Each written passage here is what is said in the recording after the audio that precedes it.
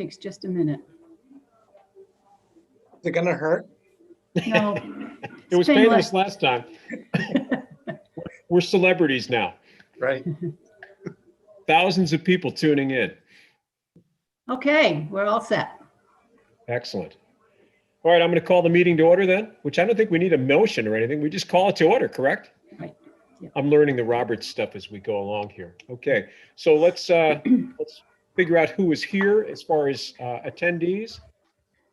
Do I call the roll, or do we have people say who's here? How do we do this? Is there a right or wrong? You can call the roll. Okay. Kevin is not here. Travis? No Travis. Vinny? Yes. No Vinny.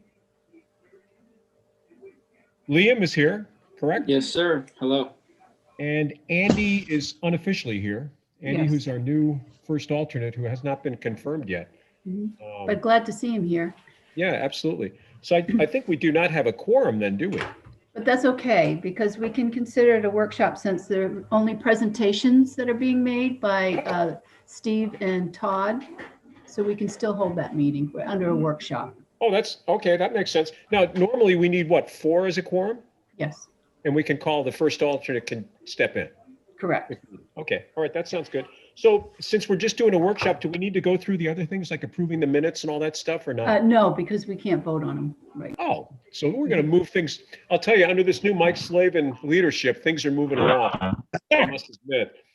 That sounds good, Mike. Yeah, I'm certainly taking charge here. So then I guess we want to move through what we had on the agenda then, the discussion, the new business, which would be, I think I saw Todd is here. Maybe we can have Todd give us an update on what's going on with the Pine Point parking lot and the Hunt Park parking lot and all that other stuff. Maybe we can do that. And Todd, I hope you see you're on mute before, there you go. Yep. Experienced Zoomer, I can tell. I just got dogs and everybody else running around upstairs, so I figured I'd keep it muted as long as I possibly could. Well, thanks for having me. Yeah, 2 things on the agenda tonight were to talk about bench replacement down at the co-op, and then Tony asked me to give a little update on where we are with the Herd Park project. So the first piece is we've been going through town and replacing benches, and at the co-op, we have a couple benches that are in rough shape and then one that's actually been damaged. And what we've been doing is putting pads under benches and providing memorial granite benches, some with backs and some without backs. There's some down there now presently. And I've had a gentleman, his grandmother passed away, who was an avid fan of that area and asked about putting a bench down there. So it got me looking at those 3 benches that are existing down there, and just wanted to bring it before you as a consideration as we work that project. This family's goal, if everything worked out, would be to have a little kind of family get together down there in July. And I said, well, it's an 8 to 12 week process to put these benches together because everything's a little behind, granite companies and cement bottoms. And so I just want to bring that to this committee's attention. And it's a way for us to fund most of it. If somebody comes to me, just so you know, and wants to put a bench somewhere, we have a form, and then Public Works and myself consider whether it's safe, it works, does it interfere with anything. But when there's existing benches in locations, we don't charge the full amount because we would have to replace them anyways if they were ours. And so we just try to replace them better than they were. And the granite benches seem to be attractive and appealing to folks to sponsor. So right now there's 3 wood slatted bench down there, and they're longer, they're 8 feet. What I would propose is putting 4 5-footers down there in that area. It's the area to the right of you follow from where the boat launch ticket booth is and follow that shoreline around to Pine Point. There's a flat bench that's memorialized, a broken one, then there's those 3 right there in that little kick out. So I would be proposing replacing those 3 with 4 granite benches. Sounds like a great idea. I got a question. Hi. So you're not talking about the benches on the dock. You're talking about the benches along the curved portion of the parking lot facing Ferry Beach. Yes. Yep. Yep, that's on the beach side, parking lot side, and the ones that are closest to where, the ticket booth, there's the couple trash cans, there's the existing granite bench.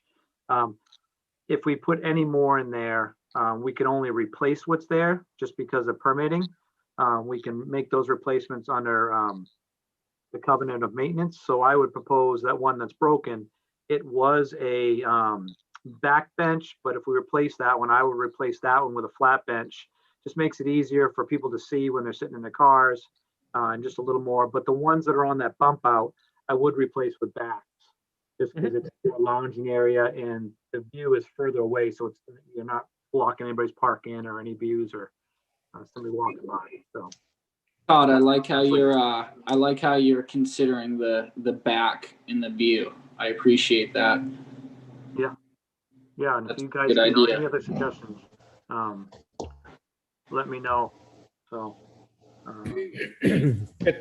Todd, that all sounds good. Do we need to take any kind of action, or you mentioned money there a little bit? Is there money that you need that we may have, or?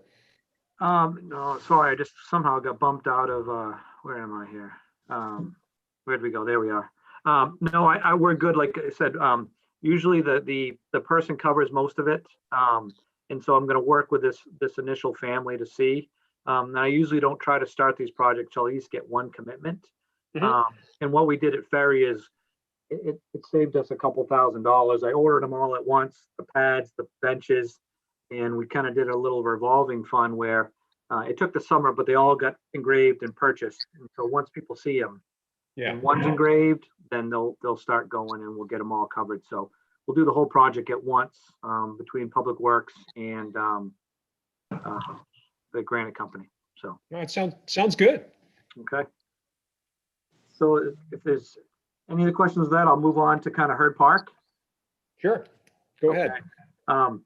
So Herd Park, this project has been going on for, well, almost 2 years. April will be my 4th year here, and we started this project over 2 years ago. And it started as a bathroom replacement. Herd Park is the heaviest used as far as patrons every day, volume, parking spaces. But the bathroom was, part of it was funded from a grant in the 80s through Land and Water Conservation Fund. And so this project started off as, okay, how do we bring this set of restrooms up into current codes?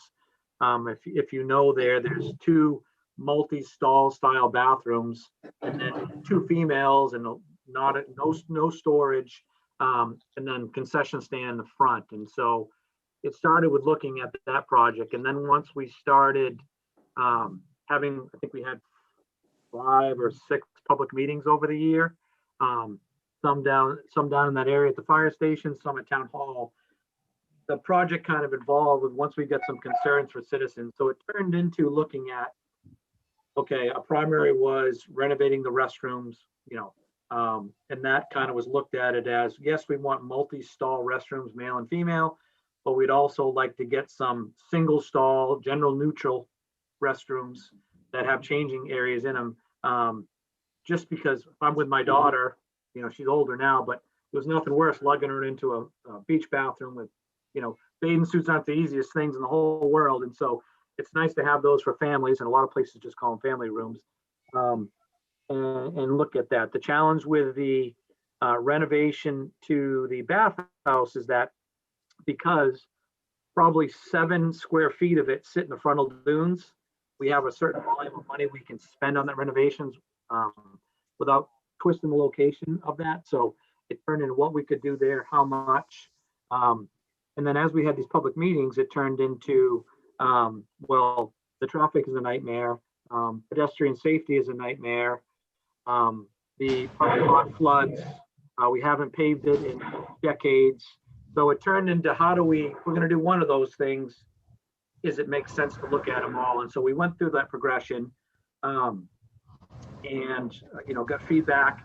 And if Tody, can I share my screen, Tody? And I know I won't take long, but if people haven't,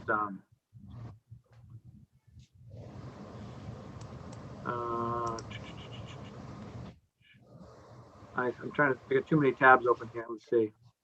You should have a, there you go. It's There we starting to go. come up now. Yep. Yeah, there it is. We can see it. So this one, where'd it go? I can't get behind these. How do I, Up across the top, you click on the one you want. yeah, I'm trying to, Okay. oh, trying to get to it. There we go. So right here is the latest schematic. Can everybody see that? I know it's not very Yeah. big. So over here on the left is King Street, and then Avenue 5 comes in here. And so what this project has turned into, and you can see in the upper right-hand corner, this gray box, what it's worked out to be is 4 single stall restrooms in the back side of it, having male and females, and then addition of multiple showers, improving the ADA access to the facility.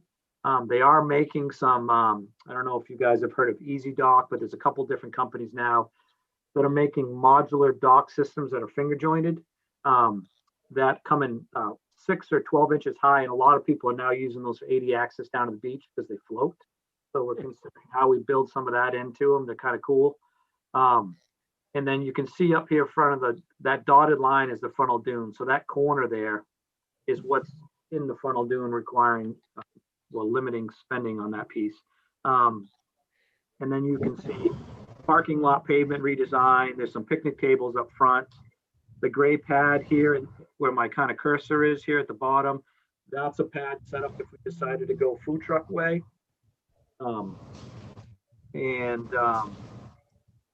Couple things down here at this end of the parking lot. This would be a gated exit. It brings cars in so they can turn left or right, but it helps us when we have traffic built up here. Right now, there's a log jam in this corner, and so this would allow people to come in and exit a different area. So we could control traffic a little bit, and on those busy days, it would allow us in this first row to actually have cars on the road and cars in the parking lot, and really bring 15, 20 cars if we needed to into the parking lot and get them out of the road. Off to the left here is the overflow parking lot, and you can see this the striped area for a bus stop. Right now, the buses and trolleys come into the corner and make that area over at Pillsbury by the entrance pretty sketchy at some points. So that was something that was identified by a resident, and so we added that into the project.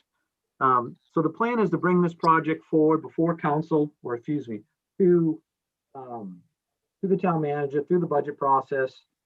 Ultimately, it would go to the finance committee, and if it made it onto the CP plan this year, we would try to move this project forward. The project is about $500,000 at the moment. I am working on a grant right now. The Land and Water Grant Conservation Fund right now is in place, and that's due in May. So part of this process is we can ask up to $500,000. They'll cover half of the cost. So if get approval, we'll apply for those funds to cover this cost. And ultimately, I'm looking at finances right now to see how the beach revenue itself can offset the cost of this project. And so I'll have that information for council and for the committee processes. The nice thing about this project is it really can be done incrementally if that's the choice, depending on funding availability. So between the ticket booth and the parking, because this would be a complete overlay parking, fixing the drainage, overlaying this new parking design, creates a lot of safety. You can see the hashed crosswalks in the middle of the lot. It would allow people to travel from neighborhoods, but also within the lot safely to the beach area, because it's like some days for people, because everybody's backing out of slots with people walking behind them. So, and again, if we got approved through the process, we would have to do some more public to finish up the public process. COVID kind of, once it didn't make the budget process last year, we haven't brought this forward publicly with COVID. So, and if this were to get put together, it would be a multi-season project, because we can't afford to have the parking lot closed during the beach, we'll make all of our revenue. Because this operation is self-funded. Cody, get your hand up. Actually, Counselor Hamel has his hand up. Oh, sorry, I didn't, I've got the windows minimized. I didn't see that, sorry. Yeah, that's okay. Let me get out of share. Do you want me to get out of share, Darren, or do you No. want me to leave it up? Yeah, you can do that. Okay. There we go. I see the hand now. Yeah, sorry, I didn't want to go before the committee members. I'd like to follow them first, have the Okay. committee members go first with questions. Yep. So the So, last piece I had before I take questions is that, Yeah, just so you know, it would have to be a multi-season process where whenever we get it approved, if and when, it would be done, started in the fall of the previous season. We'd get our budget approved in June. It would start in the fall, finish up in the spring of the following year. So if we were lucky enough to get approved this year, start some stuff fall of 21, finish spring 22. And depending on contractors, people are so crazy busy right now. It could roll into fall of 22, depending on how we do this, if approved. So that's what I got at this point. So I'll take any questions from anybody. good. Anyone on the committee have a question? Vinny, go ahead. Yeah. Todd, how many parking spaces are you gaining by reforming the parking lot? We're not gaining any. We're not gaining any. I think, and I don't have that number with me, but I think we lose I want to say it's around 30 parking spots in the lot. And I apologize, so I should have grabbed the entire folder with me. But during the presentations in the public meetings, I had the number where we only went into the overflow lot about 6 times during the previous full beach season. And so we can make up, losing those spots, we wouldn't be at a loss. We just have the overflow lot filled more regularly. When we look at the. And the neighbors of the overflow lot are okay with that, or, I mean? Well, they all have their concerns about traffic and everything else. It is, it is a parking lot. I didn't find anything in any of the working that said that you can only use it 10 times. As far as getting into that overflow area. Yeah. The only comment that came from the overflow lot, and it's been the common theme since I've been here, is folks like it chained when it's not in use, so people just don't park. We don't get the early campers in there because it is the green space when needed for folks. And so that's why we put the yellow chain on it. And theoretically, staffers are the only ones that should be undoing that chain and accessing that. Right. Well, I mean, you guys have been around here enough, and I'm sure Randy and everybody can attest to it, that, parking is the number one issue down here. And if you're not going to turn off people from coming to Pine Point, they're going to come. And, reducing parking is going to cause the problem of Randy have to be out chasing somebody, or the clam digger is going to be grumpy because somebody's parked in his place, or there's somebody going to be parking. People are not going to not come. They're just going to come. And, if it's a $40 ticket, they'll go, well, it's only $40. What the hell? That's not a big deal. I wanted to go there anyway. My big concern is that, people do what they want to do when they want to come to the beach. And it's those 8 Saturdays a year. It's 8 Saturdays. There's not much, any of us in this lot can talk about other than the fact that it's busy. Yeah. And I guess we're lucky it is. I mean, as a town, as a state, as everything, lucky that they're here. Yep. No, and those are all points that have been brought up through the entire process. And a lot of comments were made is in the state we're in right now, we're still having those issues, and we haven't addressed safety. I listened to the Shellfish meeting from last month, and I know that there's conversations around enforcement and tickets. Those are all things that people have been saying for a long time, and they need solutions, whether it's increased fines or fees, because I don't know who said it, but they're right. $40 for somebody that drove from Massachusetts with their big Boston Whaler, they're paying the $40 and parking where they want. And so, Right. Yeah, they're here. They're going to do it. And changing those $40 things is not their aren't gonna, problem. we got to look at real solutions to solve the problems. So yeah, those things were all brought up. Personally, we'll go at council and people's will, but I think this addressed a lot of the issues that are down there for year-round use. And that's the piece for me, is that you said it, and more, you've been down there probably more than most, it's those 10 or 12 days, the full moon, tide, low tide, right when everybody's launching on a recreational weekend at the co-op, coming off the beach. The goal of this project was to try to make it better year round for everybody that still lives here year round as well. So. What type of year-round conflicts are you referring to? Well, I don't mean conflicts. I mean like as far as making a better opportunity. So right now during the winter, we put porta potties. We're looking at, can we keep a restroom open down there like we do at Higgins? Better access, and so trying to just equalize the beaches. You go to Higgins, there's a lot of nice benefits down there for the people living that side of town. And so looking at Pine Point, how do we serve that neighborhood just as well? And making it so as a family, if I wanted to take my family down in October and sit at a picnic table and have lunch looking at the water, I could do that, and so it's about serving the residents year round, but also trying to minimize a lot of challenges. What's that, bud? Are the bathrooms at Higgins Beach opened They're today? open year round. Yep. They're open year round. I didn't know that. Yep. Nope. Heated year round bathrooms, clean 3 times a week. So, and then, so I go back to where we've lost, I don't know, 49, 39, 29, pick the number Yep. of spaces. I mean, how does that put pressure on the parking lot at 96 King Street down Stern where, I entered into kind of an agreement with the town to rent 25 parking places, if Yep. you will.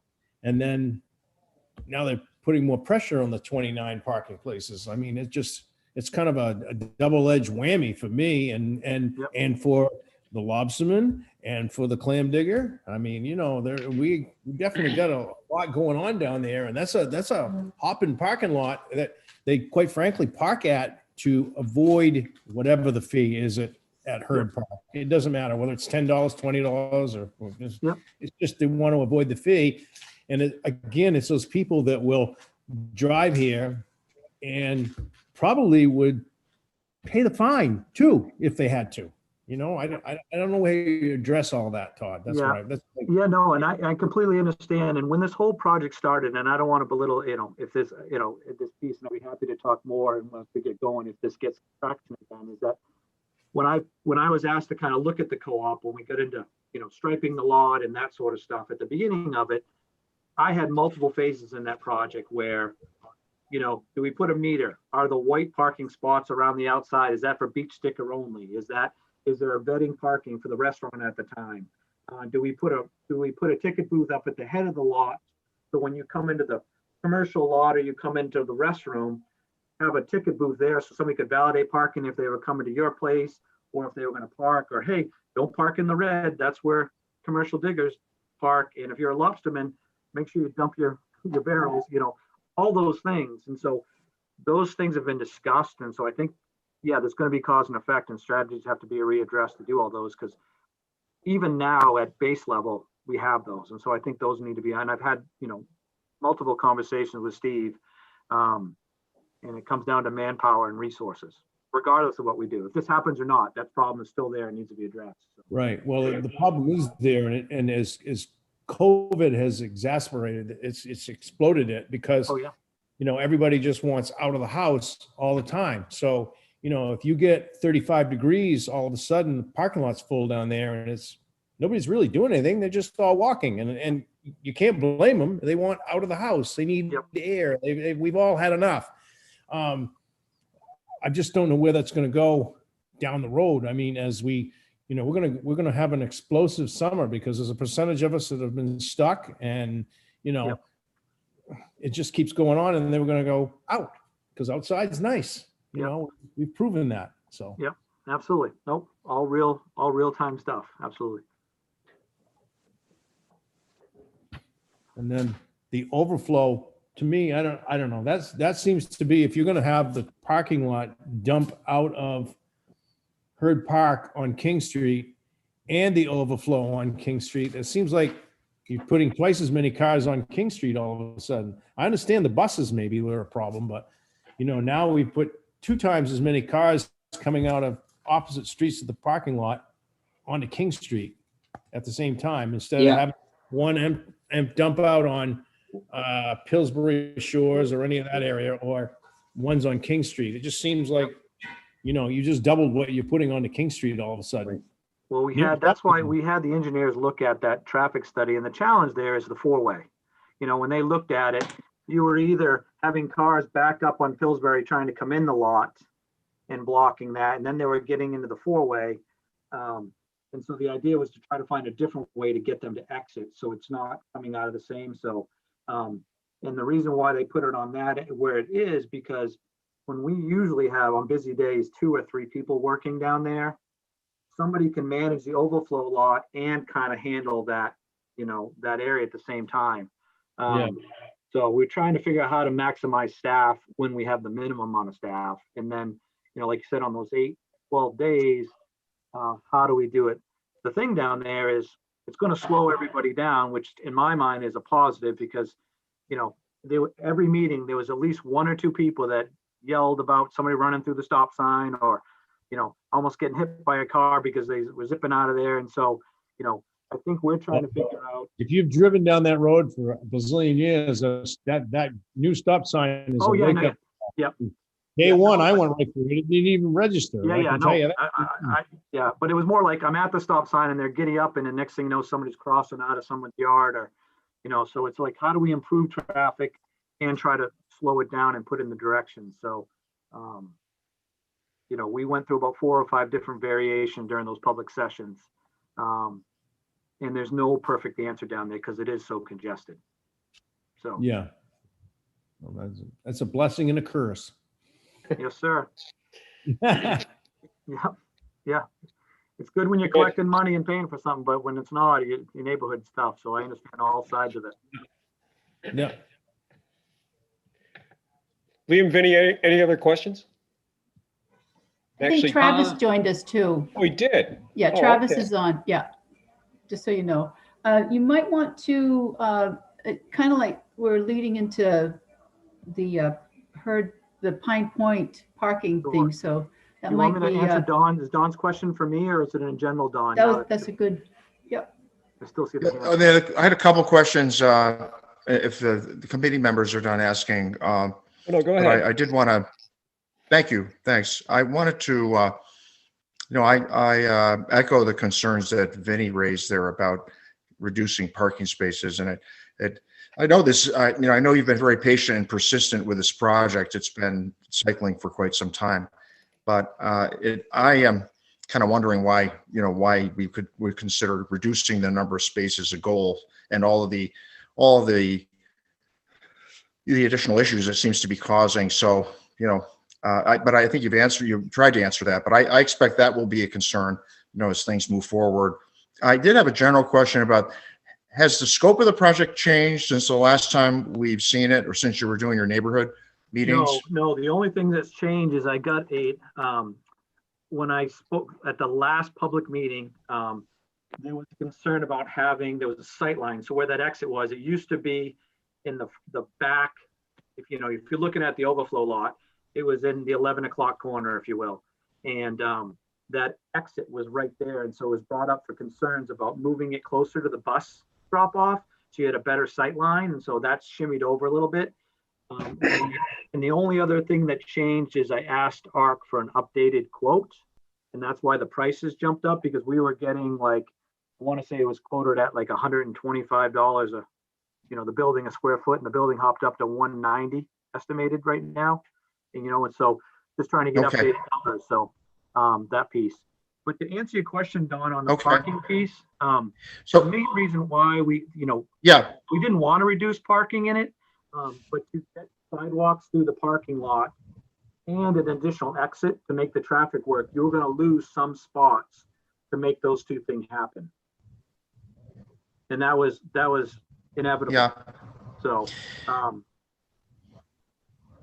or you're having people walk like they so walk. I have general concerns about what the impact of traffic. So I had persistent concerns about more traffic coming out onto King Street there with that exit. And is it going to be right-hand turn only? Or I can't imagine people taking a left-hand turn onto King Street. what sort of traffic problems that's going to cause. I'm not a traffic engineer, so I'm not going to second guess the Neither am traffic I. guys. But Yeah. I did have a question, two other questions quickly. One is the deck going onto the dune there, Yeah. the deck going onto the dune, is that, I thought you couldn't do that. I thought you couldn't build out into the primary dune. So it's got to be a temporary surface. So right now we have rollout mats that are in the dune. They're like your PVC decking material. Okay, They're in sections and they link together. Challenge with those is over the year, all that sand comes onto the mat, and until you get an excavator in to lift those and shake those out, these new ones are floating docks. Really, they're made to be in the water, but they're being used in dunes and swamps where theoretically they can float. But because they're 6 to 12 inches, depending on when you purchase, that sand takes a lot longer to get on top, and people can actually walk on it, roll their wheelchair out on it, sit on the beach side, and it floats. So it's not like the other one where this would float theoretically and sit back down and play except on big storm days. So it's okay. it's just something we're considering because it's starting to be used in that application. So and if it does happen, there's grant funding. So The final question I had was, you mentioned about impact on your staff. Were you still planning to have an attendant there? This would be, yeah. the Yeah, lot so- there would be parking attendants? Yeah, you can never get, our goal is to get meters into eventually all of the beaches like we have at Higgins right now based on the ordinance. But you can't get rid of your staff because one, you need somebody to check restrooms. You need somebody to handle parking traffic. Not everybody has, obviously dealing with issues. So yeah, you can never get rid of staff. What the machine would provide would be somebody that only has a credit card. We're not turning them away. They can pay the machine. When we don't have staff there in the morning, theoretically, the ordinance says we can start collecting at, I think it's 5:30. We don't put a staffer there till 8. So there's revenue being lost on that sense. And when I say the gate on the far end, that would only be a bump gate. So when you pull up to it, it lifts and you leave. So people don't turn in that way, wherever that new exit would be. So it's not a meter system like at a parking garage where you pay, it goes up and you come in. We would still be collecting either through a machine like at Higgins. That's just a security gate and traffic control. It's not a payment gate.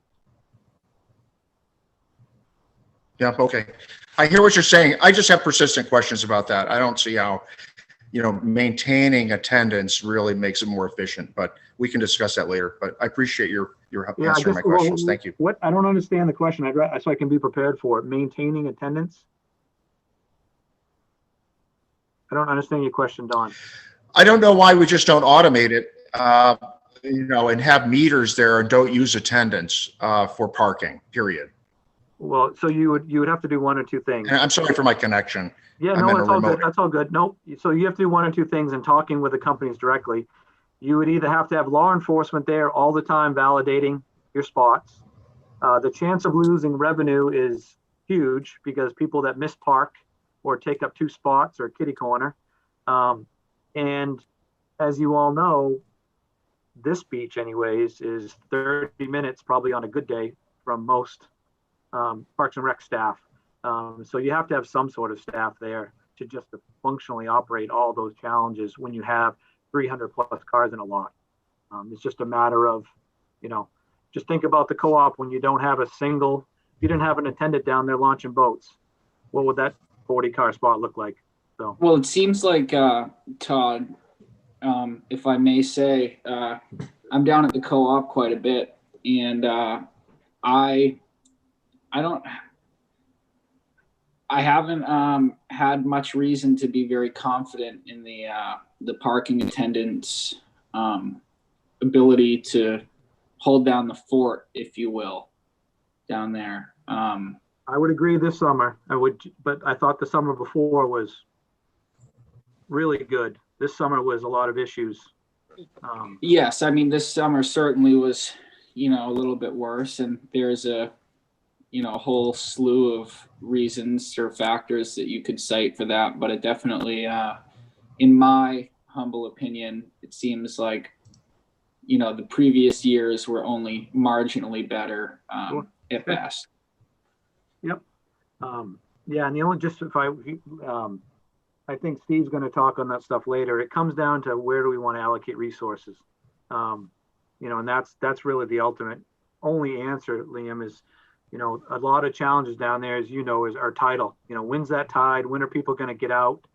And, when those attendants only come on a certain time. At Higgins Beach, there is a police officer from 5 in the morning or 5:30 till 9 at night. And so that is why that place operates the way it does. Now, if you ask Steve or Randy or Chief, it's not perfect. Sure. But the resources are being put towards it, and the manpower, and that's what it's going to take to make anything. It's we can fix all the things we want, but unless somebody's down there saying don't, and here's the consequences to it, I think it's going to be an ongoing loop, if you will. You have the ability, to use passport parking or something and use the beach money to pay for that, don't you? Passport parking? Yeah, if you put passport parking in and did something like that, the beach fund could pay for the enforcement. They could buy another cop and put them on the payroll. Yeah, it's just, it's definitely, I mean, like I said, that operation down there is self-funding. And if that's a suggestion that the committee wants to make during the budget process, and bring forward through Dawn those are things we can look at. If increasing enforcement down there. Again, I don't want to speak for Steve, he's sitting there, but those are Right. all things that get brought up all the time during the budget process. Todd, I must say you're doing a very good job at Okay, defending me. Sure. Yeah. Jill? And I'll try to answer any questions you have about parking, but you hit it on the head. And I know that COVID is a nasty name, but that is what bit me back in the spring when I actually thought we were not going to hire anyone for any of the beach jobs. That's what I thought was going to happen. And at the very last minute, it was the marching orders were, you're going to hire somebody for the co-op. And I did. And it ended up being very inexperienced kids, to be honest with you. Good kids, but just not something that we needed for your enforcement down there. There's a lot of moving parts that are going on down there, a lot of voices to be heard down there. I understand all of it. I believe I understand it. I've been in this job for 24 years, and I've never seen the co-op in such a magnifying glass as I have in the last 2 years. So I'm aware of it. I just don't have all the answers.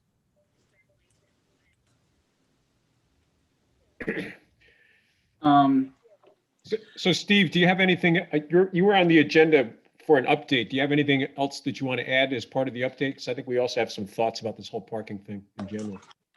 Yeah, the only updates is that my understanding is it's full steam ahead as far as a hiring process for the co-op. Obviously, I work well with Randy, and he is part-time, so he is not a 40-hour-a-week candidate. So I'm sure he's giving his 100%. And I'm working with Todd because, as you probably know or don't know, Todd was in charge of that co-op for a couple of years, and then the reins were turned over to me.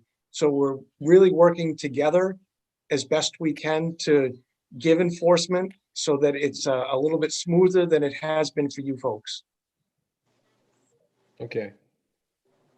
Yeah, I think going forward, I think we as a committee need to kind of deal with this because there's certainly an ongoing issue with parking at the co-op and what we're going to do there. I guess the question is, what's the town council looking for this committee to do? For us to come up with a solution or to just raise the problem?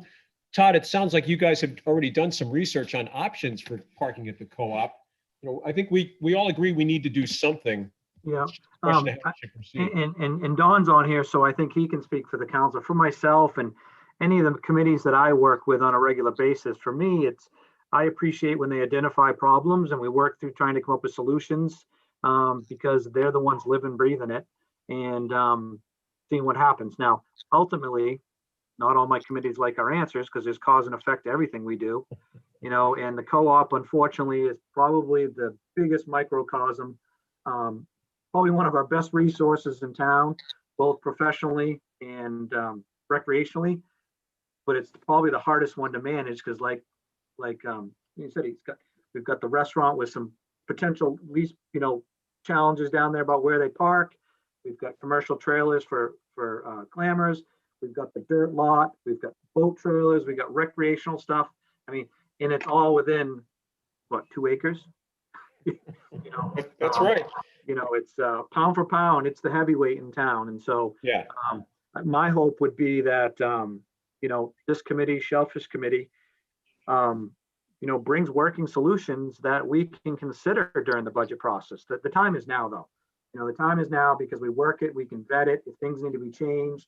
But to me, that's the role of these committees, to bring forth challenges, take credit for successes and help us solve problems. And sometimes they take multiple years. So based on funding cycles and everything else that goes on. So Sure. Okay. So Tody, and just everyone else, I'm super interested in hearing more about Todd, what you're talking about, and as time goes on, I think that I will be able to think of more questions. But I don't know, Andrew, do you have, or was there someone else who had something to address? Because I know it looks like we might be running out of time, and I thought there were 2 people who had information to share, and I just wanted to make sure that we weren't gonna run out of time on them. So I will tell you that Steve is going to be at the Shellfish doing an update on the parking lot as well for the Pine Point lot. So if somebody wanted to, you can log into that through the agenda on the scarboroughmaine.org under the calendar. So if you wanted to attend that meeting to see what else Steve may have to add, you can do it that way too. Okay. And I'm sure, I don't mean to speak out of turn, Steve, but you'd be willing to take questions even if somebody were to email you or whatnot, correct? Oh, absolutely. I appreciate being invited so that we can talk about problems like this. I'm all about fixing problems, as Todd said. I will work with anyone. I just can't tell you that I'm the smartest one to figure out the solutions to all the problems. So I'll work with anyone to try and solve them. But I don't have all the answers, and I would take certainly any questions that you guys have that I have the answers to. Well, the problem down there, Steve, is you've got 5 masters in one parking lot. Yep. So. You're absolutely right. And I like I said, the metering system, I'm also in charge of the Higgins Beach portion of this. And we do have a meter down there. We actually got the charge of $1 an hour down there last year. Years before it was free. So I can see where we could come up with a solution, but I don't have them myself. Right. Well, metering is a way to control things. There, it just is. But it's, as long as the commercial guys can get to do their job, the rest of it runs pretty easy after that. I mean, Travis has his hand up. Travis, go ahead. Hey guys, how's it going? Good, thank you. I'm just had a couple comments on some stuff that I just keep thinking about over the course of time, and we've talked about it a couple times, and I just wanted to mention the pier itself in the summertime. I've really noticed it in the last year. Pleasure boats tying up to the dock for exorbitant periods of time. There's a couple days last year where I came in with, a pretty significant number of lobsters on really hot days, and I couldn't get my boat to the dock to unload them. And a few times I was actually in verbal altercations with people who were in the boats because they're sitting there drinking booze and hanging out at the dock. And it's kind of becoming an issue. The other thing is it's becoming so popular at the co-op that when you do get your boat in there, that a lot of times there's tourists and just people who, are sometimes they're down there drinking, sometimes they're just, hanging out and fishing off the dock, but they're, they're leaving all their trash on the dock, and they're they're filling up the barrels that are upside down, flipping them over, filling them full of trash. They're also, getting right in the way of you backing your truck down the pier. And I'm not sure I know there was a working waterfront grant given to build that pier. So one of my questions is, in that working waterfront thing, would it be impossible to limit their access to parts of that? Like, could we keep a commercial side of the pier so that we weren't, having people walking around, standing behind, commercial vehicles that are backing up and, commercial vessels that are unloading, just for safety concerns as well as, just the issues surrounding, having the people being there in the way and, oftentimes hostile about being asked to move. I'd have to look into that, Travis. I wasn't here when the project was rebuilt and the funds were accepted, so I could dig a little bit into that piece and get back to you on that. I'm trying to recall that the first part of that pier, no matter what, though, when you back up past the harbor master, that first 40 to 60 feet is joint public between the restaurant and the harbor master. So either way, you're going to have a car there, right? There's no way if the public pier went this way and the commercial pier went this way, that first section is still joint, correct? Well, Yeah.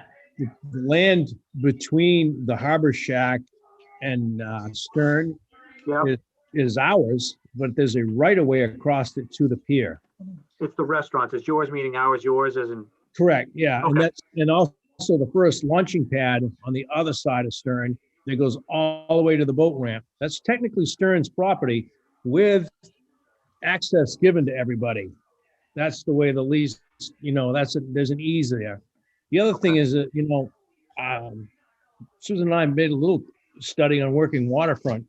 Working waterfront says that it has to be available to the fishermen, but you cannot exclude the public. In other words, yes, it's for Travis and the dock is Travis, but Travis can't exclude Liam from walking down there and using a fishing pole either, because that's exclusion. Yep. How about the docking? Is there an exclusion? Can you allow an exclusion on docking though? Commercial vessels only, that kind of thing? There actually already is in the ordinance some reference to these things. For instance, no fishing from the pier. There's signs down there that are attached to it at this time. There's also the sign on the main commercial side that says for commercial vehicles only, please walk on the other side of on the old pier. But obviously people don't really pay attention, especially when they're down there drinking and smoking. And so they're just kind of like running up and down the pier. And I just think it's kind of a safety concern. If there's a way, like maybe to have like just a simple gate that was like, like a code or something, you could just push it in and it would open that gate just so people weren't walking down the actual dock, in front of vehicles. And there's times where it takes, there's been times where it's taken 30 minutes before just to try to get the lobsters out of there because of the people that are there already. And now you have the seaweed trucks, the oyster companies, the lobstermen. And I just thought maybe if there was a way, the old pier seems like it's kind of like designated to the, to the recreational, the walkers and the people that come down just to hang out. And I thought maybe if there was some way we could just allow them access to the upriver or the downriver float, I should say, from that pier, and then just make it so, they weren't as easily able to access the other side. But I don't even know if that's possible or if it's even a good idea. I just bring it up because I recognize that, there's kind of a problem there. Sure. Tell you what, Travis, why don't we put this on the list as some new business for discussion at our next meeting? We can get into a little deeper. So I think we're going to run out of time here pretty quickly. Sure, yeah, no problem. I just wanted to bring it up again while Yeah. everybody was here. Okay, no, that sounds good. Hey, Tony, so we didn't have an official meeting tonight. We had a workshop. Mhm. Should we schedule a meeting for March then, since we didn't have a meeting, or just keep going till April? Or we probably It's should tot- schedule something for March. I was gonna say, it's totally up to the committee. If you want to have one Yeah. next month, you can. If not, I think you went bi-monthly, so it would be April if you wanted to do April. Yeah, why don't we go ahead and schedule one for next month? Because I think we've got a couple Okay. things to talk about already. You know, Okay. Travis's access issues and also this parking thing and what we're going to do. Hey, on can the you guys parking. hear me? Yeah. Yes? Who said that? Oh, Liam, I think, is frozen on his screen. Yep.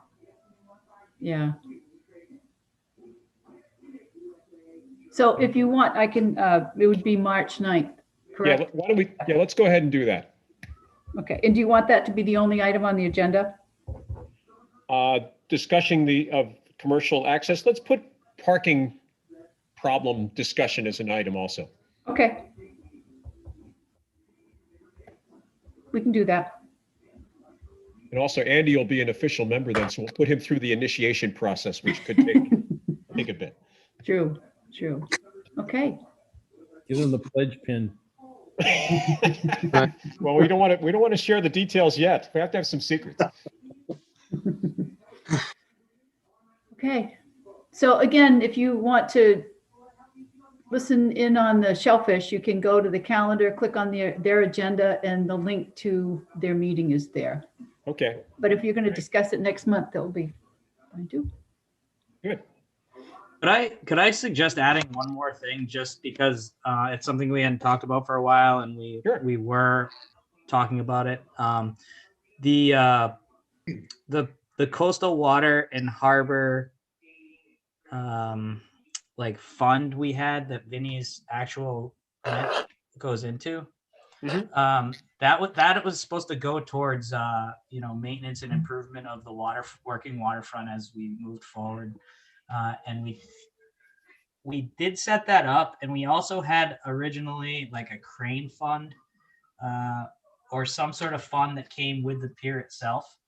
And last I knew, that was like either out of money or on the verge of being out of money. And I'm just curious where those numbers are, if there's a way we could get like a report on that, just to see kind of like, what money's there, should a float rip off or one of the other, concrete barriers for the clam digger launches gets, ripped out by the ice or whatnot. I'm just, Sure, we can maybe- get that for Randy or Steve to report on at the next meeting.